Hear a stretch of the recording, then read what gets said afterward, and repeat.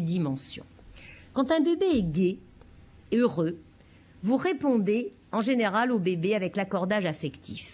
Quelque chose comme votre bébé fait et vous allez faire waouh, et vous allez avoir exactement, pas du tout le même registre sensoriel, mais vous aurez le même affect de vitalité que décrivait Stern, c'est-à-dire la même intensité, le même timing et la même courbe décroissance et croissance. Mais si votre bébé pleure, par exemple quelque chose comme est-ce que je réponds comme ça? Oh, qu'est-ce que t'es triste! Là, j'ai fait de l'accordage affectif. Je suis exactement dans le même affect de vitalité que le bébé. Et bien, votre réaction a bien montré que vous avez bien compris que c'est pas du tout comme ça qu'on répond à un bébé. Non. En fait, automatiquement, si tout va bien pour vous, vous allez répondre par le mirroring. Vous allez répondre comme ça. Mais qu'est-ce qui se passe, mon petit pépère? Mais t'as l'air tout triste. Oui ou non? J'espère, hein, parce que sinon je suis là. Qu'est-ce qu'on fait? Mon visage exprime la gestalt de tristesse. Oh. Ma prosodie est une prosodie de tristesse. Mais qu'est-ce que t'as l'air triste? Mais, sans m'en rendre compte, j'ai maximisé, ralenti le rythme. Et ça change tout. Je vais vous le faire pour la colère. Un bébé est en colère. Ah, ça suffit! Ça, c'est de l'accordage. C'est moyen. Si par contre, vous le faites en mirroring, vous allez faire quelque chose comme « Oh, bah, qu'est-ce que t'as pas l'air content ?» Et là, je vous fais pas peur. Oui ou non? Voilà, par exemple, des dimensions particulièrement étudiées dans la théorie de l'attachement qui montrent comment un parent, dans cette interaction, va déjà envoyer une expérience différente. Et cette expérience a été parfaitement étudiée.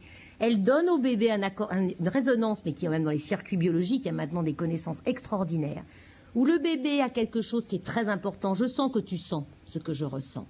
Mais toi, visiblement, ça ne te fait pas le même effet. Donc, tu m'aides. Ce qui donne au bébé une expérience fascinante de je peux contenir mes émotions négatives et ne pas en être désorganisé. Et rappelez-vous aussi, ça c'est une autre image, parce que j'adore cela, le parent réfléchit à ce qui peut se passer dans la tête du bébé. L'espèce humaine est la seule espèce où nous ne répondons pas au comportement, mais nous répondons aux intentions du comportement. C'est la mentalisation, c'est notre spécificité. Le parent transmet à l'enfant et entraîne le développement de ses capacités de mentalisation.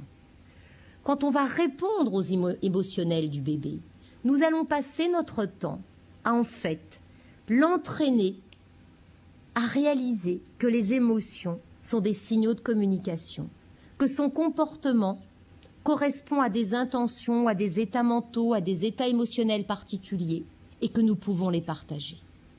C'est la spécificité de l'espèce humaine. Mais qu'est-ce que tu as l'air triste, mon petit bonhomme?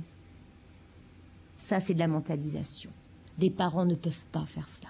Il y a des parents qui sont avec leur bébé et qui sont incapables d'imaginer les états mentaux. Enfin, avouez que si je passais mon temps à faire « Oh, mais qu'est-ce que tu as l'air triste, mon petit bébé !»« Oh, mais qu'est-ce que tu as l'air triste, mon petit bébé !»« Oh, mais qu'est-ce que tu as l'air triste, mon petit bébé !» Excusez-moi de caricaturer, mais c'est pour vous sentiez. Là, vous commenceriez à dire « Ok, ça y est, on a compris. » Mais avouez qu'à la place du bébé, vous diriez « D'accord, enfin bon, ça va. Ok. Et maintenant, qu'est-ce que je fais ?» Parce que, et j'y reviendrai, mais comme ça, si j'arrive un peu plus vite, le bébé tout seul ne peut pas réguler ses émotions négatives. Qu'est-ce que fait le parent quand tout va bien? Eh bien, en même temps, il fait quelque chose comme « Oh, bah, qu'est-ce que t'as l'air triste, mon petit pépère, hein? Ben oui, et maman qui est partie sans te regarder, et toi qui t'es senti tout seul, oh là là là là, et la vilaine maman, et qu'est-ce qu'on va faire pour que ça aille mieux? Eh ben, on regarde ça, etc., etc. » Vous en avez pour une demi-heure. Je ne vous dis pas la richesse interactive. Qu'est-ce que vous avez fait? Vous avez en même temps amené à l'enfant toute une série de solutions à son problème, c'est-à-dire une expérience extraordinaire à l'enfant qui est, quand tu es en situation d'alarme, 1, tu n'es pas seul. 2, je comprends ce que tu ressens, même si moi je ne le ressens pas à ce moment-là. 3, je vais t'aider à trouver une solution. Et ensuite, l'enfant, rappelez-vous l'état de sécurité, retrouve le contrôle.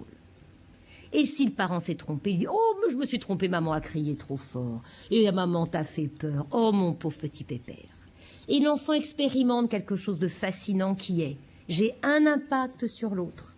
L'autre en prend conscience. Je vois aussi ce qui marche ou ce qui ne se marche pas.